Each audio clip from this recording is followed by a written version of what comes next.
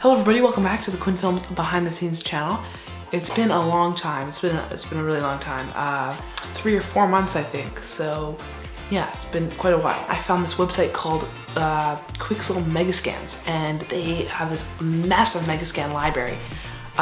It's all free if you have a Epic Games account. So I have an Epic Games account, so I could use their Megascans all for free. They have like 14,000 or something crazy like that. And I've been actually creating photoreal renders on Cinema 4D with the Quixel Megascans assets.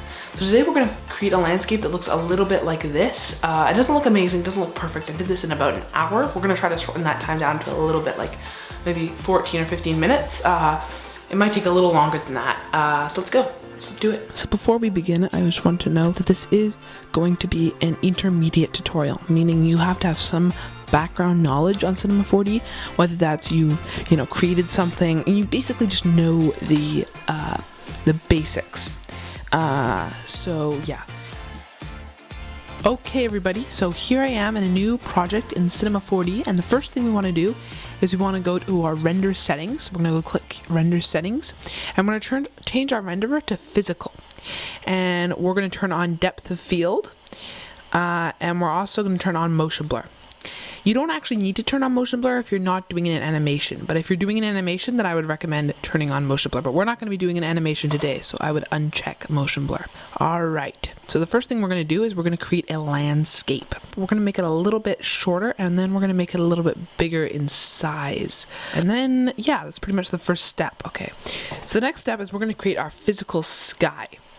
Alright, so let's pull up that physical sky. And right off the bat, you'll notice that it has made it look a lot more realistic. You've just gotten that lighting in. Without any textures, it's already looking pretty good. You can also change the time and location around. You can even make it night. We're going to try to make it around midday-ish, so about like 1 in the afternoon. There we go. Okay, so we're going to take a little bit of a break from Cinema 4D for now. We're going to head into Quixel Mixer. And if you don't know what Quixel Mixer is, it's kind of like Quixel Megascans, except you can edit your Megascans and make them cool. And all. So I edited this piece of grass here, and I'm not going to do that in this tutorial because I don't think it's overly necessary. I'll put a tutorial in the link in the description that goes into more detail on how to do this. Alright, let's head back into Cinema 4D. Alright everybody, let's head back into Cinema 4D here, and if we look, I created a material using the landscape that we made on a Quixel, and I just put that into a Cinema 4D material, and then once you've done that, you can add that material onto your landscape, and you're going to get something kind of like this. Now if you render it out, you can see that it looks pretty realistic, that like that's 8K, that's full res. Which is pretty awesome, actually.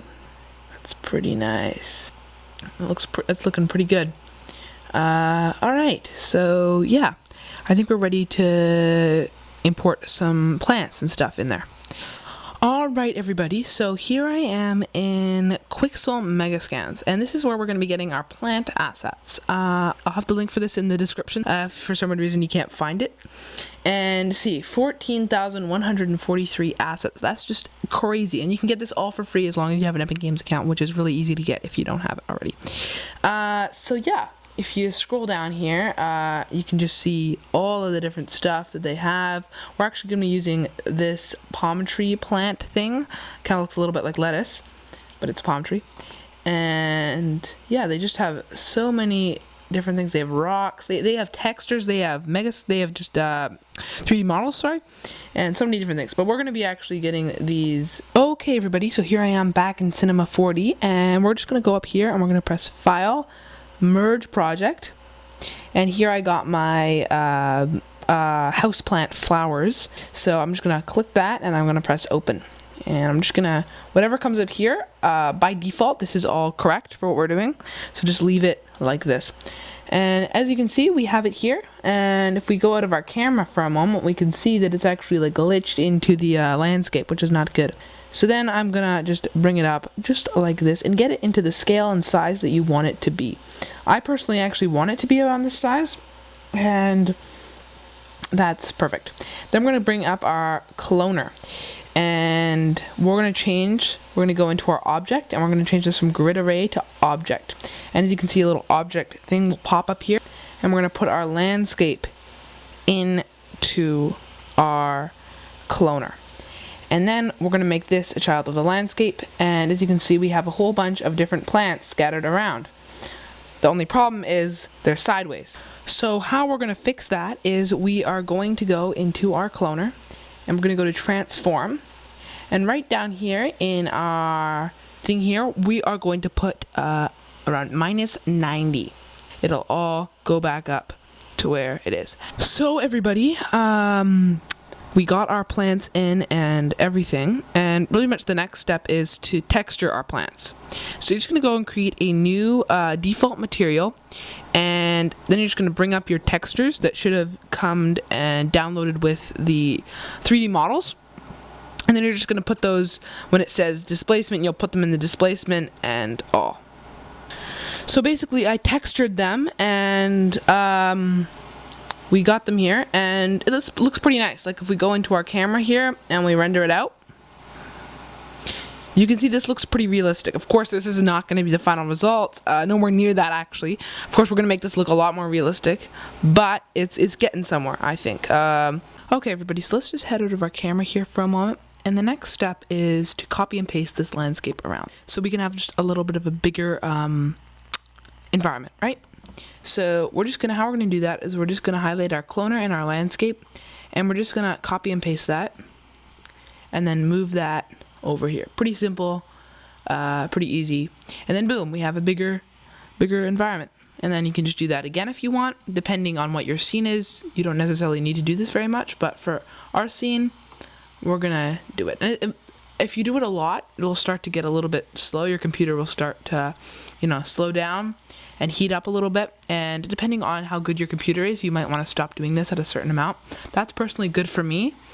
We should have a few different things just so, yeah, we can make our scene expand and make it a little bit bigger. So let's go back into our camera here, and let's actually move our camera around a little bit. And this is like our permanent view that we want. So we can go and we can choose where that view is. We might want to have maybe 2 plants in the way, kind of like a nice little beautiful thing here. Let's see what that looks like if we render it out. Yeah, no, I think that looks pretty good. That looks nice. Maybe we can just make that go up a little bit. Like that. And yeah, that's awesome. We're going to expand more on the depth of field stuff, and we're going to zoom the camera in a little bit, but that's going to be later. Okay, the next step is to create some mountains in the background. So we want some mountains. And this is actually really easy to do and doesn't take a lot. We're just going to make another landscape. So we're going to go in here and we're going to create another landscape. Pull this back. We're going to pull this up. And depending how tall you want your mountain, you can make it like Mount Everest. You can make it like a really small little hill there. We're going to have ours be like that. And really, this is just how simple it is. We're going to put it down a little bit.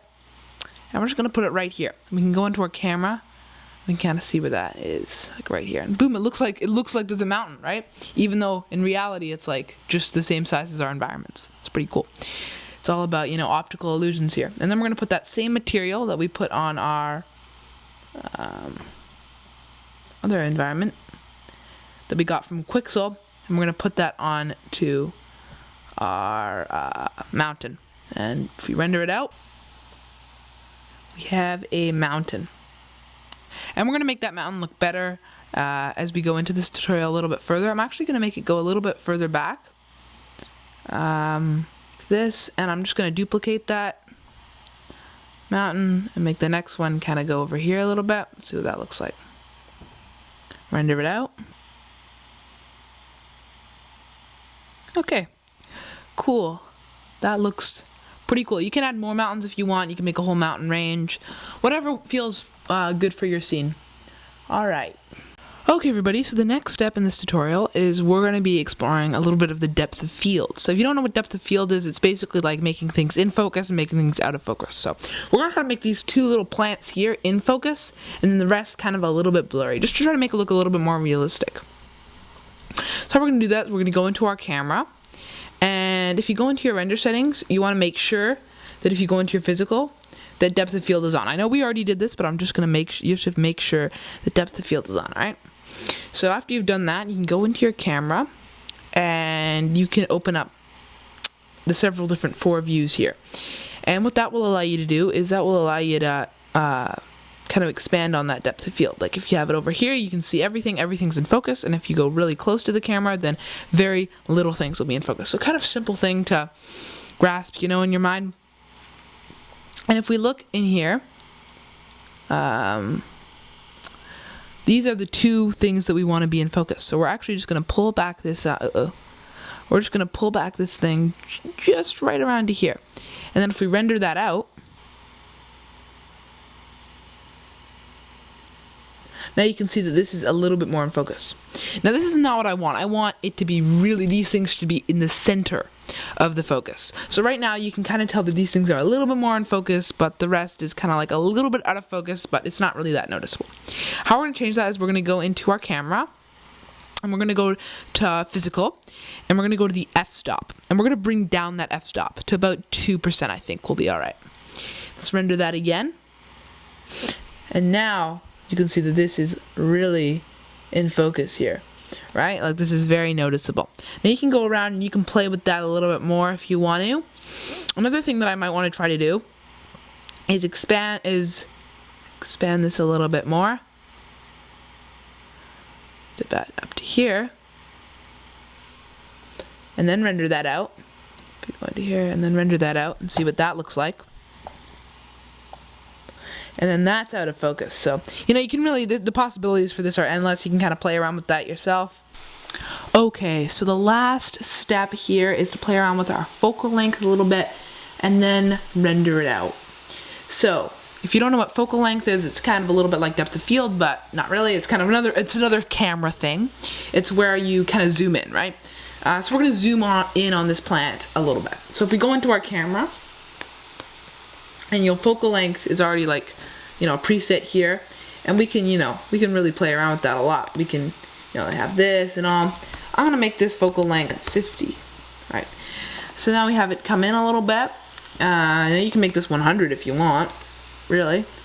We're gonna make it 50 though, or maybe 70. And then we can reposition this up like this. And that's, I feel like, a really nice little view to have. The mountains are a little bit bigger now, and it kind of looks a little bit more, you know, cinematic. So everybody, you finished the tutorial.